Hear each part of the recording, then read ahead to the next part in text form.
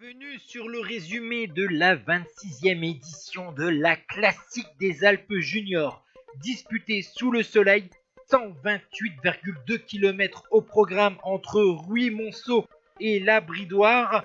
On est donc avec une première moitié de course sur le territoire du Nord-Isère, tout plat, 50 km tout plat, avant la seconde moitié de course très vallonnée sur le territoire de la Savoie, avec donc beaucoup de difficultés. Et le début de la course animé avec l'habituelle échappée matinale où il y avait deux coureurs de la formation Autoheder. Et pourtant l'équipe allemande va rouler à l'avant du peloton derrière à plus de 3 minutes pour emmener sa fusée, puisqu'il est là, le prodige du cyclisme belge. On le compare déjà à Remco Evenepoel. Il s'agit de Stian Uijtdebroeks. Vous souvenez-vous de lui? On avait parlé de lui sur le Grand Prix de West Bohemia. Eh bien, le prometteur belge attaque dans le Mont Tournier. 10 km 100 à 5,7%. Eh bien, le prodige belge va rattraper un à un les membres de l'échappée matinale. Il va les avaler. Il a dit lors d'une interview, j'étais à 400 watts, je me sentais bien, derrière on voulait pas prendre de relais. Alors j'ai attaqué, j'ai avalé tout le monde. Vous voyez là, il est avec encore un des membres de l'échappée, Marco Dufaux, mais il va le lâcher. Il va même avaler les difficultés.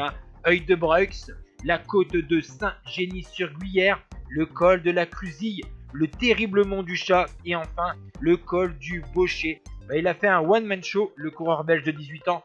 Derrière, on se bat donc pour les places d'honneur, tandis que Uijtdebroeks, lui, va pouvoir signer tranquillement, entre guillemets, un deuxième succès cette saison et succéder au palmarès à Valentin Paris-Peintre.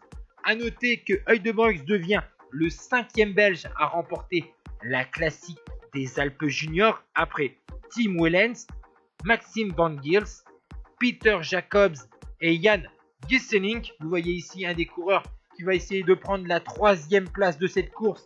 Il s'agit de Lenny Martinez de la formation Bourgogne-Franche-Comté. Et devant lui, il y a encore un coureur de la formation Autoheder qui faisait partie de l'échappée matinale. Il s'agit de Lurs. Et là, vous voyez Uijtdebroeks passer la ligne. Il prend son vélo et il fait une superbe victoire en solitaire. 70 km de l'arrivée, il attaque tout seul, il démange tout le monde et il s'impose tranquillement en solitaire avec plus de 4 minutes d'avance sur son équipier Luis Gio Lurs. 3e place pour Lenny Martinez, 4e Pietro Maggio de l'équipe Piemonte, 5e Colin Savio d'Auvergne-Rhône-Alpes.